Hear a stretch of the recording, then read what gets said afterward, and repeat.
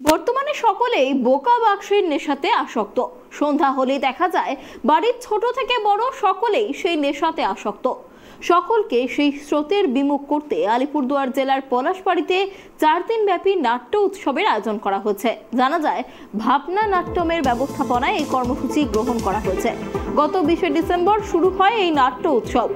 আজ তার শেষ দিন। প্রতিদিন 3টি করে নাটক মঞ্চস্থ হয় এবং তার সাথে থাকে স্থানীয় শিল্পীদের সঙ্গীত ও নৃত্য পরিবেশনা।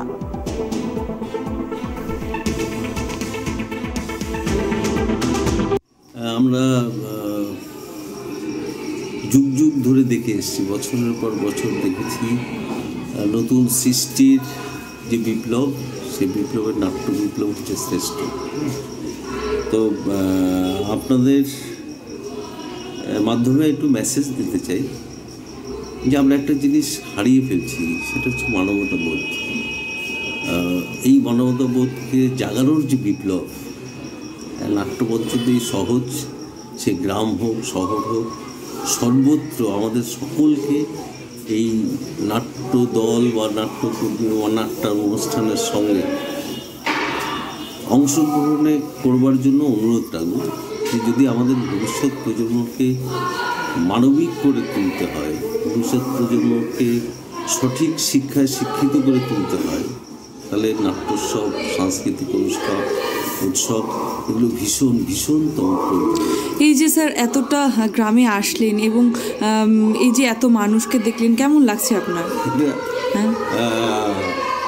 আমি মানুষ হিসাবে বেশি মানুষের সঙ্গে থাকতে ভালোবাসি। তার সাথে বড় কথা হচ্ছে নাট্যকর্মীদের কাছে মানুষজনই হচ্ছে মূল সম্পদ। দর্শকরাই একজন নাট্যকর্মীর সৃষ্টি করতে পারে, একজন নাট্যকর্মীর তার প্রতিভা ধ্বংস করে দিতে পারে। ফলে দর্শকরা হচ্ছে একজন নাট্যকর্মীর কাছে আশীর্বাদ, ঈশ্বর। ফলে ভালো তো লাগছে, ভীষণ ভালো লাগছে। আমি গর্বিত হওয়ার মতো কিছু আমার ভেতরে নেই।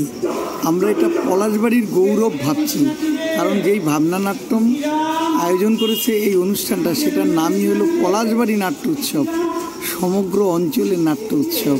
কাজে এখানে তারা ভালোভাবে নিচ্ছে, প্রতিদিন প্রচুর দর্শক হচ্ছে।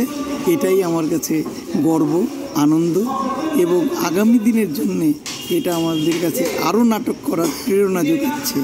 মানে এটাই একটা চরম আশ্চর্যের ব্যাপার, পলাশবাড়িতে নাটক হচ্ছে। আমি আজ থেকে প্রায় 35 বছর আগে পলাশবাড়িতে আসি। শুধু পলাশবাড়ি না, এই অঞ্চলটাতে আমি প্রচুর চেষ্টা করি নাটকের জন্যে, ঘোরাঘুরি করি, নানান ধরনের ওয়ার্কশপ করি। গয়ের কাটাতেও বড় ওয়ার্কশপ করেছি, ফালাকাটায় করেছি, ধূপগুড়িতে করেছি। বহু চেষ্টার পরে তেমনভাবে নাটকের সাড়া তৈরি হয়নি। কিন্তু আজকে আমার এতদিন পরে এসে আমার যেটা ভালো লাগলো, নাটক কেমন হচ্ছে, কত ভালো মানের হচ্ছে কি না হচ্ছে, আমি সেই জাজমেন্টাল সিটে যাচ্ছি না। কিন্তু দর্শক আসনে অত পরিমাণ মহিলা দেখে আমি একদম চমকিত, আমি শিহরিত একেবারে। যে মহিলারা আজকে বিকেলে কথা হচ্ছিল তাদের সঙ্গে, সিরিয়াল ছাড়া এক মুহূর্ত থাকতে পারেন না, যারা 5টার থেকে হাতে তুলসী পাতা নিয়ে সিরিয়াল দেখেন, প্রায় সেই ধরনের মহিলারা, তারা টিভির সামনে বসলেন না, তারা নাটক দেখতে এসছেন। অর্থাৎ নাটকের এতটা জোর আছে, মানুষকে টিভির সামনে থেকে সরিয়ে নিয়ে আসতে পারে। এবারে দোষটা হচ্ছে আমাদের, যারা নাটক করি, আমরা ওই পরিমাণ নাটক দিতে পারি না, নাটক করতে পারি না, যাতে সেই মানুষগুলোকে আমরা আমাদের নাটক দেখাতে পারি। আমরা করতে পারি না বলেই তারা চলে যান টিভির কাছে, আর আমরা গালমন্দ করি টিভিকে। ফলে এই ব্যাপারটা আমার কাছে খুব চমকিত করেছে, আমার খুব ভালো লেগেছে। ফলে এখনও যারা এই অবস্থাতেও প্র্যাকটিস করছেন, নাটকে টিকে আছেন, লড়াই করে যাচ্ছেন, আমার তাদের প্রতি আমার শ্রদ্ধা, কি বলবো, যে আমার ভালোবাসা, আন্তরিক শুভেচ্ছা। তারা চালিয়ে যান নাটক এভাবে।